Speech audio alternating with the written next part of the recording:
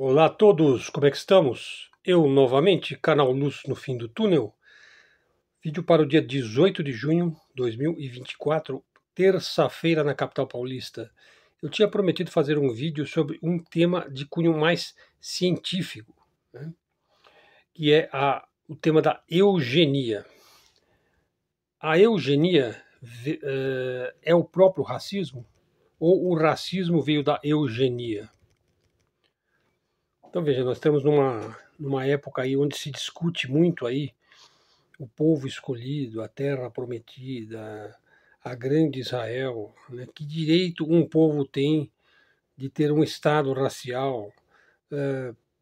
Nós já passamos por uma experiência aí bastante traumática, né? Que foi o período nazista na Europa, né? E o termo eugenia ele já traz uma carga pesada, né? Mas veja só, vamos então entrar nesse tema aí no dia de hoje. Então, um vídeo assim de um cunho mais científico, histórico e didático, né? Para entender esses temas e poder debater com mais argumentos, né? Com mais fatos. E veja, na verdade, a gente precisa ter muitas figurinhas, né? A gente precisa ter muitos conhecimentos de várias procedências. A gente precisa ter um certo ecletismo intelectual, lidar com temas diversos. A gente sai um pouco do âmbito da geopolítica, da cultura, mas na verdade a eugenia tem muito a ver com política, tem muito a ver com geopolítica, também tem a ver com direito, com lei, com norma, com ética, com costumes, né? E também com políticas de Estado, né? De governo, né? Veja só, então vamos lá. Eugenia é um conjunto de ideias cuja finalidade é melhorar geneticamente o ser humano. Quer dizer, melhorar a raça humana, vamos dizer assim, melhorar a nossa hereditariedade, né? Você ter uma prole, se possível, melhor do que a sua, né? Eliminando os defeitos. Por exemplo, certas doenças, certas características físicas, certas características mentais e que podem também ser caracterizados como características até mesmo morais e espirituais, né? Melhoria genética do ser humano. Esse termo aí, eugenia, foi criado aí por um inglês, o Francis Galton, né? Originalmente significava o bem-nascido, né? Aquele indivíduo que nasceu em berço de ouro, que passou por um processo de eugenia, de pureza, né? O Galton definiu a eugenia, aí lá por 1800 e nada, 1883, na verdade, como o estudo dos agentes sob o controle social que podem melhorar ou piorar as qualidades raciais das futuras gerações, seja física ou mentalmente. Então está aí uma definição, né? Então a eugenia seria a tentativa de controle genético da sociedade. Pode se dar no nível individual ou no nível grupal. Passou a ser um assunto muito controverso após o surgimento da eugenia nazista, né? Porque a eugenia então ela entrou para o campo da política, né? E para o campo do exercício da política, né? A eugenia nazista, que veio a ser parte aí da ideologia da pureza racial, né? A qual culminou finalmente na perseguição, né? A perseguição a certos povos, né? A perseguição aos judeus, perseguição aos ciganos e até mesmo aos homossexuais, às testemunhas de Jeová, enfim, quando você começa a perseguir as pessoas por algum motivo racial ou da busca de uma pureza racial, por exemplo, da raça ariana pura, né? E, inclusive você tem que classificar, né, geneticamente o que é essa pureza racial, né, e por que quem não é desta natureza e desta pureza não tem o direito de existir, né, no mundo. Quer dizer, a tal ponto que a pureza racial se torna uma própria condição para a existência humana, né? Então aí passa-se a usar cada vez mais técnicas de melhoramento genético. Isso é muito comum em plantas, animais, sementes, na pecuária, na agricultura, né? A técnica dos enxertos, da melhoria das sementes. Hoje tem semente transgênica, né? Enfim, tem muito questionamento ético quanto ao uso da eugenia em seres humanos. Inclusive, alguns cientistas declararam que é impossível mudar a natureza humana. Bom, existe aí um indivíduo, aí, o Robert Graham, que ele acha que o ser humano pode legar a sua inteligência à sua prole. A tendência, então, veja só, é uma ciência meio determinista, meio assim, um destino já está traçado, né? Então, assim, se você é muito inteligente, seu filho ele vai herdar geneticamente a tua inteligência. Bom, isso aí eu acho meio furado, né? Porque, por exemplo, vamos pensar assim, o filho do Pelé não jogava nem 1% do que o Pelé, né? O Einstein nunca teve um filho assim com a genialidade dele. E assim por diante. O filho do Getúlio Vargas não foi presidente do Brasil, nem se tornou estadista.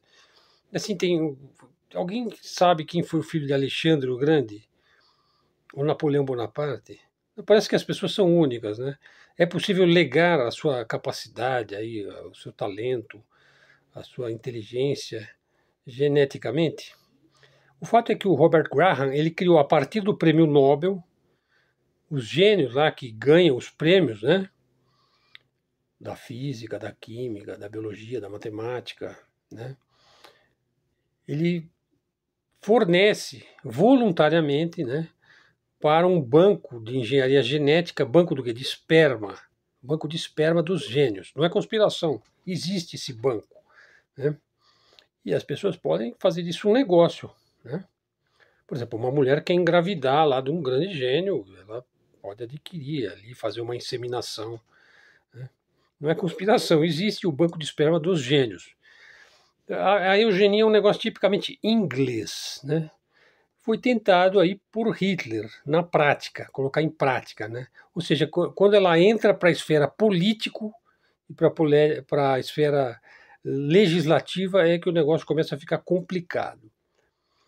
Veja, aqui no Brasil, veja algumas frases aí que ficaram famosas e que acabaram associadas a preconceitos, a juízos de valor, ou a racismo, ou foram associadas aí a uma série de mimimis, cococós e chororós, né? Por exemplo, o gordo deve ser avaliado em arrobas, né?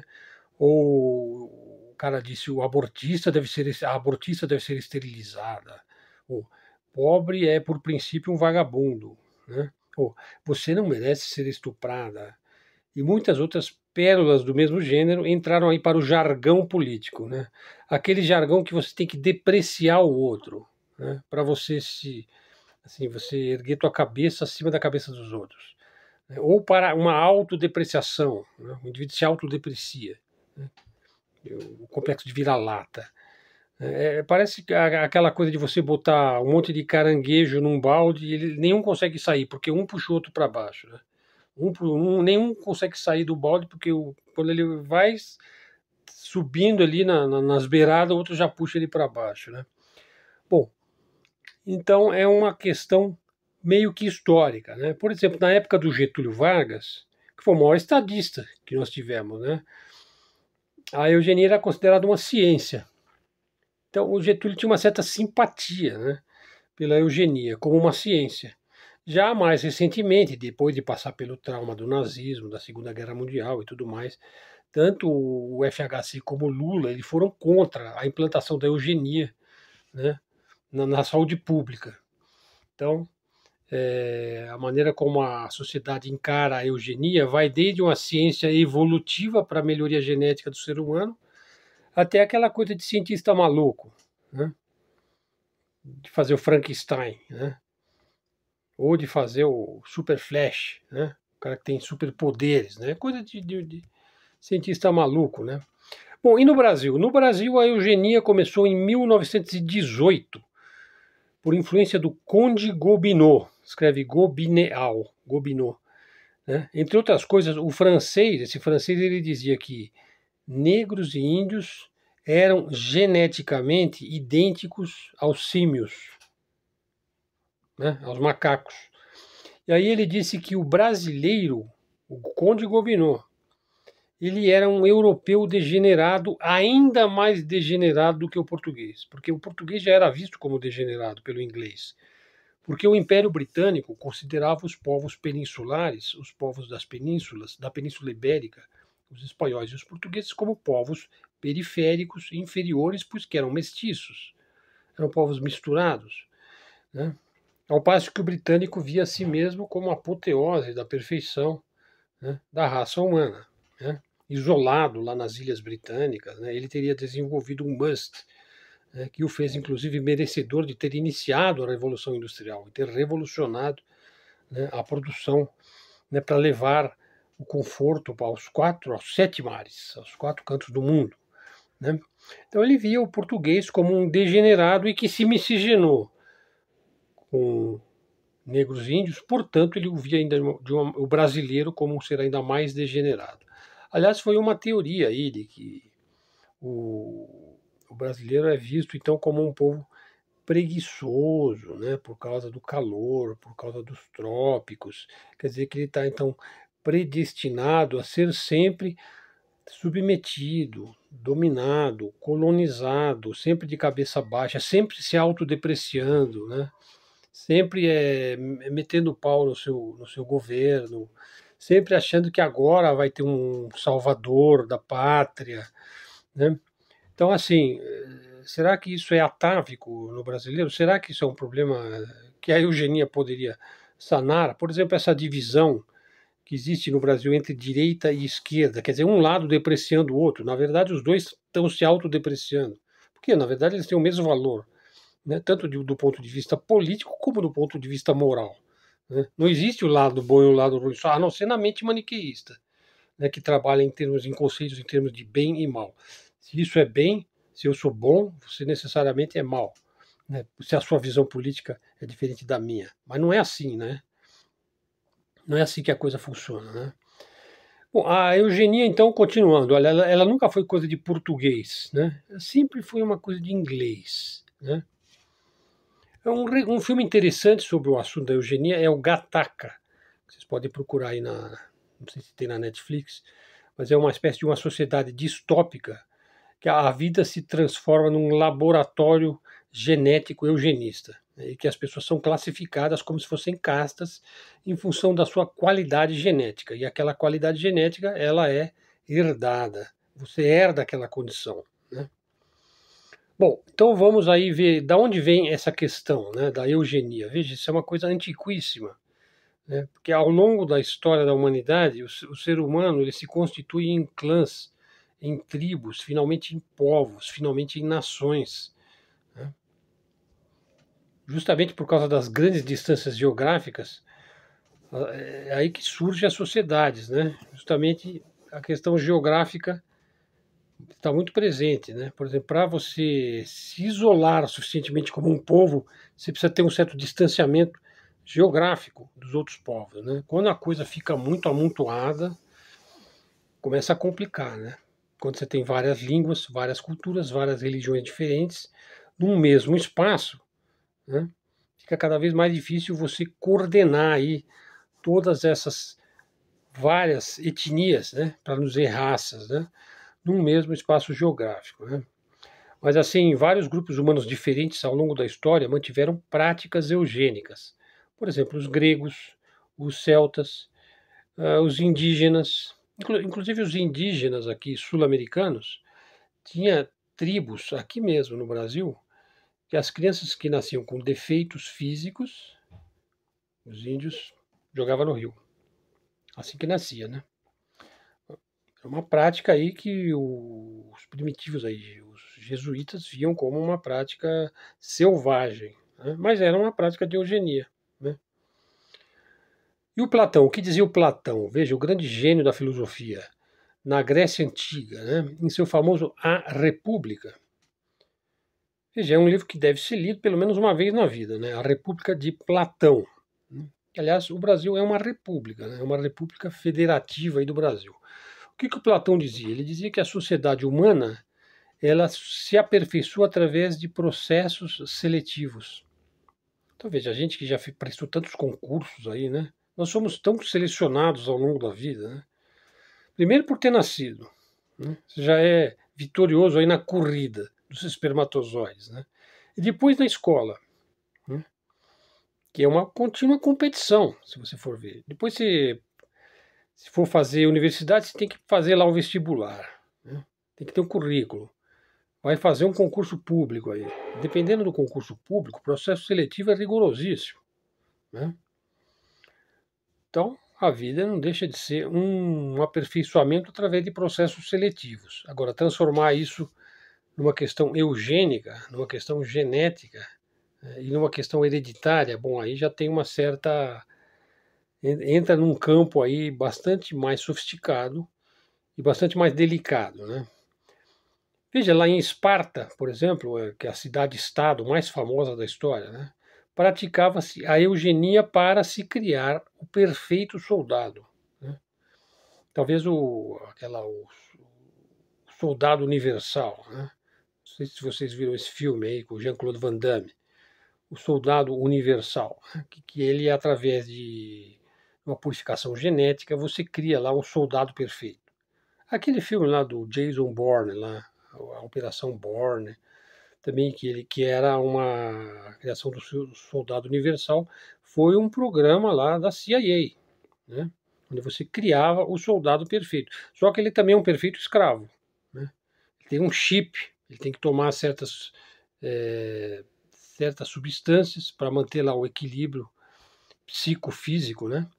Enfim, são coisas que saem do âmbito da ficção e entram no âmbito da realidade. Eu acho que a realidade é ainda muito, muito, muito mais doida do que a própria ficção. Se a gente for investigar essas coisas, né? Tem muita coisa tida como teoria da conspiração e que depois se prova que aquilo já estava sendo feito há bastante tempo, né? E depois vira filme, vira ficção, né? Enfim, esse é um outro campo de estudo também, né? Até que ponto a ficção imita a realidade ou a realidade imita a ficção, né? Na Índia Védica, no Egito, no Tibete antigo, né, eles pegavam um bebê que acaba de nascer, um recém-nascido, e mergulha ele numa água gelada de um rio corrente, de uma água corrente, de um rio. Geralmente são águas geladas, porque é no Himalaia, né? Ou seja, assim que o bebê nasce, após ele dar a primeira golfada de ar, a primeira respiração, você mergulha ele na água gelada durante 1 minuto. Se o bebê sobreviver, ele está apto à existência, nas condições inóspitas de uma região gelada, sujeita às neves eternas do Himalaia, né? Então, a primeira respiração é extremamente importante em culturas tradicionais, né? Diz-se que no momento que a primeira respiração, assim que a sua mãe dá a luz, assim que você vem à luz, né? Nesse exato momento, no momento da primeira respiração, é que a sua alma entra no corpo. É o momento que a alma imaterial, que é uma coisa abstrata, se liga à existência material. E a partir daquele momento, bom, a partir daquele momento você já está condenado, né? Você já tem que ser resiliente, do começo ao fim, né? Entre aspas, né? Modernamente, como é que é modernamente? Então você vê que a eugenia já é uma coisa antiquíssima. Ela já é praticada aí no sistema de castas, né? No sistema de classes sociais, a divisão do mundo entre uma classe sacerdotal, né? Uma classe de guerreiros e uma classe de escravos, por exemplo, como se deu no Egito Antigo, né? E filho de escravo era escravo. Filho do faraó era educado para ser faraó. E o filho do guerreiro, o espartano, aí era criado para ser um guerreiro. Esse é um tipo de eugenia de uma índole mais psicológica, né? E mais a influência que o meio vai exercer sobre o indivíduo, que é um meio que já está formado, já está estabelecido, já está estratificado. O indivíduo ele nasce naquele meio, ele vai ser aquilo lá. Quer dizer, macieira da maçã, né? Pereira da pera, bananeira da banana, né? Escravo da escravo, sacerdote da sacerdote, e assim por diante. Escriba da escriba, né? Bom, e modernamente, então, voltando aí, vamos falar agora mais atual, né? O Galton aí, esse cientista inglês do século XIX, ele foi muito influenciado pela obra de seu primo. Sabe quem que era o primo dele, do Galton? Charles Darwin. Charles Darwin, autor do famosíssimo A Origem das Espécies, né? Onde aparece aí o conceito de seleção natural. Quer dizer, então o que o Darwin fala? Que a própria natureza faz uma seleção, né? Que a gente já é selecionado pela própria natureza. É tipo assim, os fortes sobrevivem. E os seres que sobrevivem são aqueles que se adaptam às rudezas, vamos dizer, às dificuldades do meio ambiente, né? E que essa seleção é natural, a própria natureza, né? Ela é cruel nesse sentido, né? E foi baseado no Darwin que o Galton propôs a seleção artificial. Pô, se a natureza faz uma seleção natural, por que nós, seres humanos que dominamos a natureza, né, não vamos fazer uma seleção artificial para o aprimoramento da população humana, né? E aí o Galton lança as bases da genética humana e cunha o termo eugenia, ou seja, para designar a melhoria de uma determinada espécie através da seleção artificial. E aí ele escreveu mais de um livro, né? Escreveu o Inquiries into Human Faculty and its Development, pesquisa sobre as faculdades humanas e o seu desenvolvimento. Quer dizer, como é que você pode desenvolver as faculdades humanas, sobretudo a inteligência humana, e fazer disso um legado para os seus descendentes, né? Então foi uma obra bastante elogiada na época, inclusive foi lançada lá na revista britânica científica Nature, que até hoje é uma das revistas científicas mais famosas, né? Um outro livro do Galton, o Hereditary Genius, o Gênio Hereditário. O Galton fez uma série de dados estatísticos, já havia começado lá em 1860, 1870, essa vertente aí matemática aí da estatística, de fazer estatísticas. Então ele começou a fazer estatísticas das famílias monárquicas inglesas. E ele chegou à conclusão que a inteligência das famílias inglesas, das várias famílias inglesas, se legavam, ou seja, você herdava as características da inteligência de pai para filho durante várias gerações, durante sucessivas gerações, né? A conclusão então do Galton, através dessas estatísticas que ele fez, consultando lá as árvores genealógicas da nobreza, patrocinado pela própria nobreza para fazer essa pesquisa, porque era comum esse sistema de mecenato naquela época. Artistas, matemáticos, cientistas, eles eram patrocinados nas cortes, né, nas cortes monárquicas, né? A conclusão dele foi de que a inteligência acima da média nos indivíduos de uma determinada família se transmite hereditariamente, né? Aí o Galton ele foi bastante criticado, porque ele fala, pô, e a influência do meio? E a influência da sociedade na capacidade dos indivíduos, né? Por exemplo, se um indivíduo muito inteligente nascer numa condição muito ruim, ele vai ter como desenvolver sua inteligência, né? Veja, não é todo mundo que é como Larry Ellison, né, que é o dono da Oracle, que ele sempre, em qualquer lista dos 10 homens mais ricos do mundo, você vai encontrar lá o principal acionista da Oracle, que é o criador da Oracle, né, que é uma gigante aí do hardware, né, e do software, né, também. Por quê? Porque o Larry Ellison ele nasceu num orfanato, ele não teve pais. E, no entanto, ele se tornou o Larry Ellison. Quer dizer, então isso aí é uma exceção? Talvez seja uma exceção que confirme a regra aí, né? A influência do meio e da sociedade tem indivíduos que conseguem se sobrepor, talvez por uma predestinação, talvez por alguma questão genética também, eu não vou negar que pode haver aí uma influência genética, né? Não sou eugenista, mas a gente não pode descartar essa possibilidade também, né? Vamos aprofundar na questão. Veja, o Galton colocava todo o peso da inteligência e da capacidade do indivíduo na hereditariedade. Portanto, assim, se você é inteligente, você tem bons modos, você tem educação, tudo isso é hereditário. O ambiente, as condições sociais, não tinha tanta influência sobre a inteligência do indivíduo, né?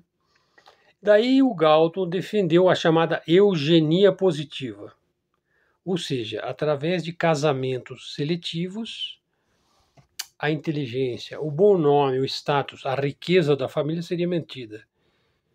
Quer dizer, ela não seria mantida simplesmente porque você não vai ceder os seus bens, as suas propriedades, né? Você não vai ceder aí o legado que você recebeu. Não, você não vai ceder isso daí geneticamente, porque a hereditariedade é algo que se lega geneticamente, não simplesmente porque você herdou aquelas coisas materiais. Não, você herdou uma condição genética que é quase que uma coisa espiritual, né? Então veja, olha só, pessoal, durante a Revolução Industrial, já estamos na última parte do vídeo, né? Durante a Revolução Industrial, a gente sabe que é um fenômeno que começou fortemente na Inglaterra, do qual os ingleses sempre vão se orgulhar de terem sido, vamos dizer, os arautos, né? Os príncipes. Príncipe vem de princípio, hein? Príncipe, princípio. Né? Eles foram os principais, né? Os, os que deram início, né? Os pioneiros, né? Da Revolução Industrial. Então já tem um certo orgulho, né, atávico por causa de se acreditar que o Ocidente, a Revolução Industrial é uma coisa do ocidental, do inglês, o da seleção natural, os melhores vencem, né, os melhores são os mais aptos, os mais inteligentes, os geneticamente mais perfeitos têm o direito, né, de oprimir os mais fracos ou explorá-los de algum modo, né?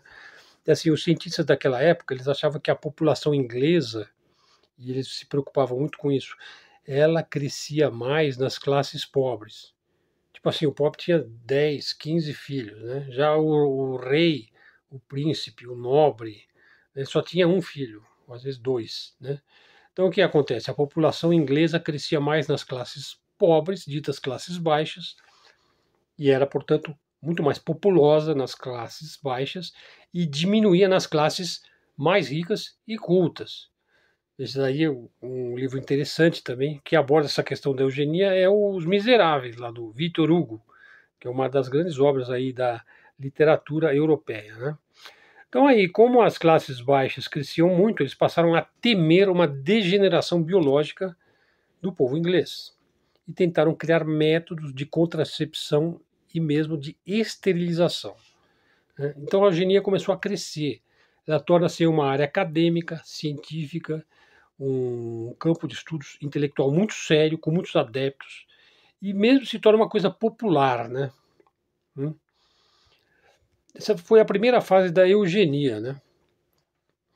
Quando ela se torna algo assim acadêmico, científico e também se torna popular, né? Tipo assim, a massa das pessoas, elas achavam que os cientistas estavam muito certos, né, em querer melhorar geneticamente a raça, né, a etnia, no caso o povo, né? Bom, então veja só, em 1942 os Estados Unidos entram em guerra com a Alemanha nazista. Aparecem filmes, desenhos, cartoons, livros, cartazes, palestras, tudo era usado como propaganda contra o regime nazista. Então, nesse contexto de guerra, né, a eugenia e o nazismo são equiparados, né? Após a divulgação em massa do Holocausto, que também foi extremamente explorado em termos midiáticos, né, que o termo eugenia cai em desgraça.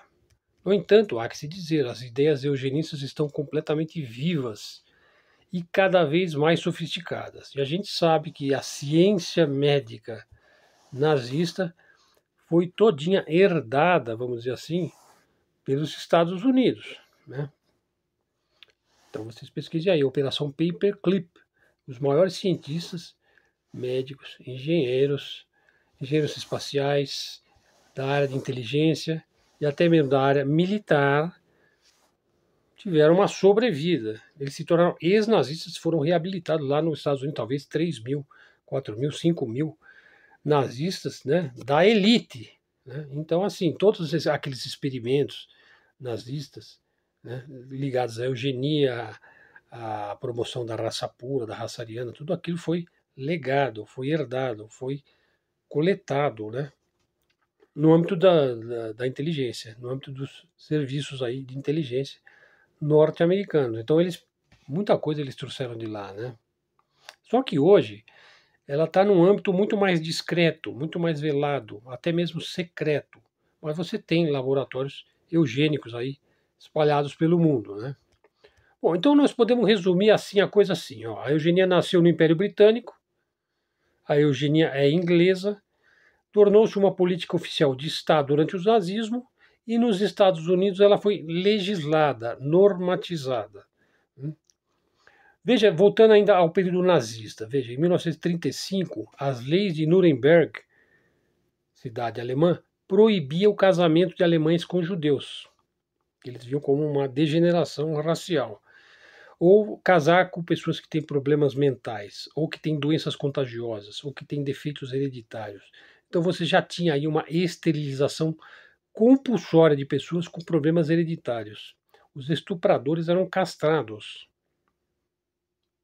e os homossexuais eram classificados dentro de um conceito patológico, como uma doença.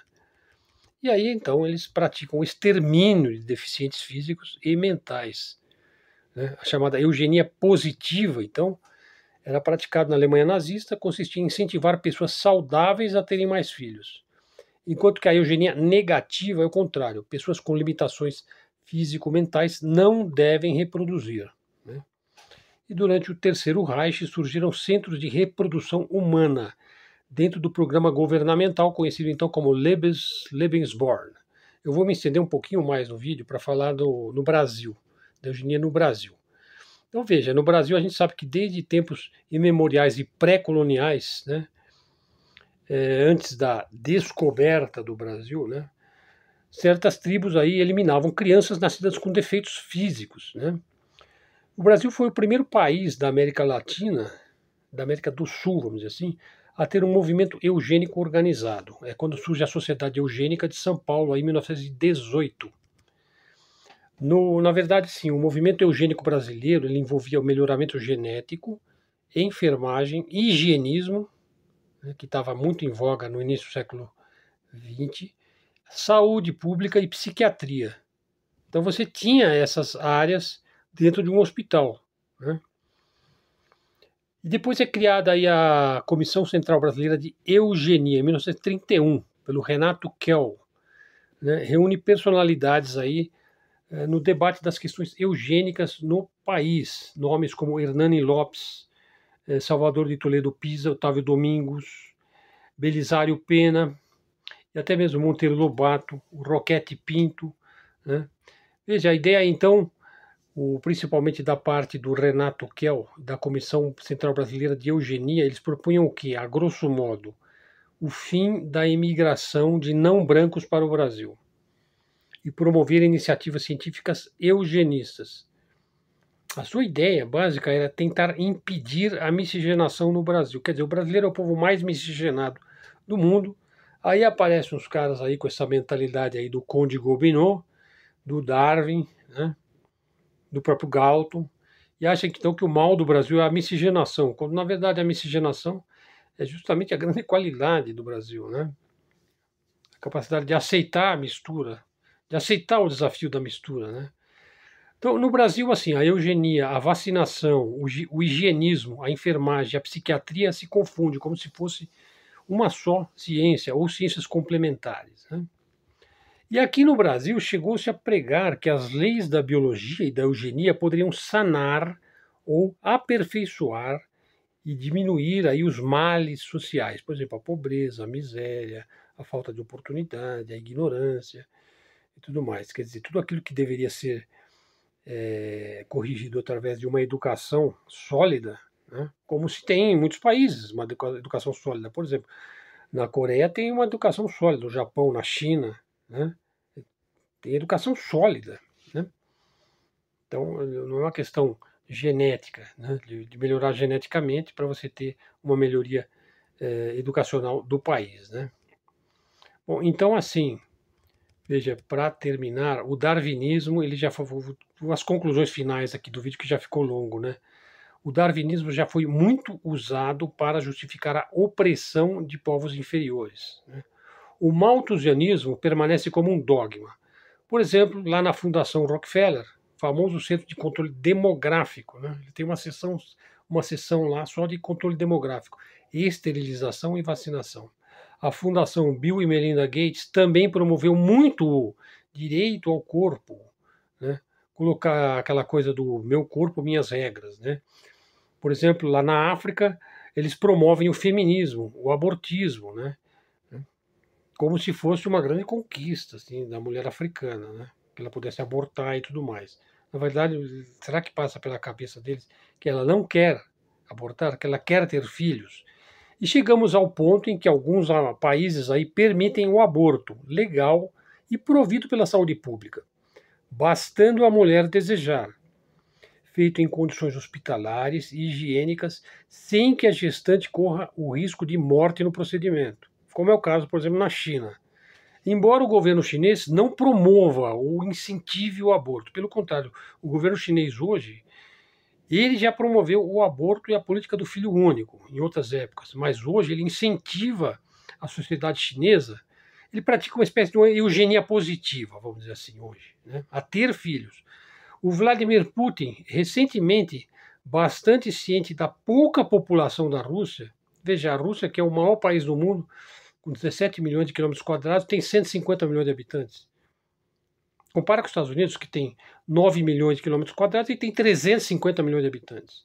População grande é uma vantagem, apesar dos caras que querem controlar a população aí dizem, né?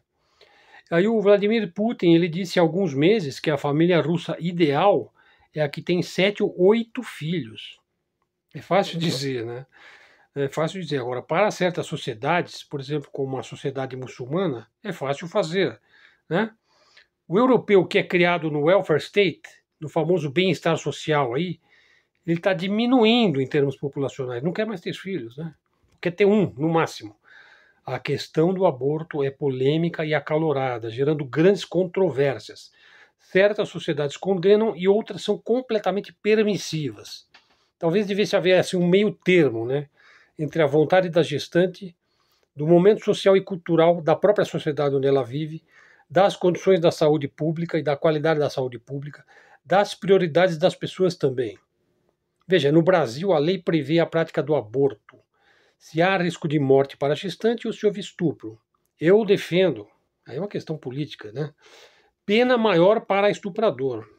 Em caso de reincidência, de haver um descontrole aí patológico do indivíduo, eu não sou contra a castração do indivíduo.